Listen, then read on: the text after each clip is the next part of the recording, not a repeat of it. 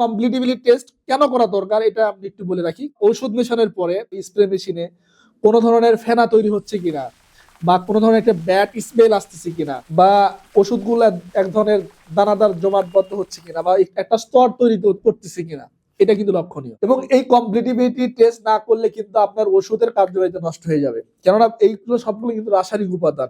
যখন একসাথে অনেকগুলো উপাদান একসাথে মিক্স করবেন, তখন এর ভিতরে এক ধরনের রাসায়নিক বিক্রিয়া তৈরি হবে। এতে করে কি হবে, আপনার এই যে ওষুধের কার্যকারিতা নষ্ট হয়ে যাবে, এতে করে গাছের কিন্তু অনেক ক্ষতি হতে পারে। এবং এই কমপ্লিটিবিলিটি টেস্ট না করার কারণে, অনেকগুলো গ্রুপ একসাথে স্প্রে করার কারণে কিন্তু আপনার গাছের কিন্তু ফুল ফল এবং গাছের বৃদ্ধি কিন্তু ব্যাপকভাবে বাধা সৃষ্টি হতে পারে কিন্তু। এবং এতে করে অনেক সময় কিন্তু আমরা যে স্প্রে করি, স্প্রে নজেল বা মুখ কিন্তু বন্ধ হয়ে যেতে পারে।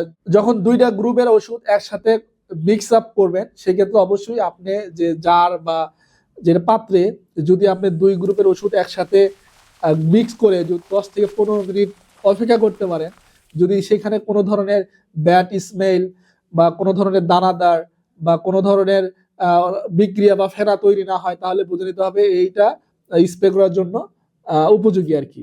আর সেক্ষেত্রে যদি আপনি দেখেন যে না, আপনি 2-4টা গ্রুপ একসাথে মিক্স করার পরে যদি আপনি ওখানে দানাদার সৃষ্টি হয় বা কোনো ধরনের ফেনা তৈরি হচ্ছে বা ব্যাড একটা স্মেল আসতেছে, গ্যাস তৈরি হচ্ছে, তাহলে কিন্তু আপনি টোটালি স্প্রে করা থেকে বিরত থাকবেন। এবং যখন আপনি এই যে কমপ্লিটিবিলিটি টেস্ট করার পরে যদি আপনি স্প্রে করেন, তাহলে কি হবে, আপনার পানিতে যদি আপনি কীটনাশক বা ছত্রাকনাশক বা পিজিআর দেন, সেক্ষেত্রে কিন্তু পানি কোনো ধরনের রং পরিবর্তন হবে না, এবং দানা বা যে স্তর যে থাকে এটা কিন্তু সম্পূর্ণ আলাদা হবে না, এবং কোনো ধরনের জমাট হবে না, এবং পানিতে হাত দিলে কোনো ধরনের গরম অনুভব হবে না।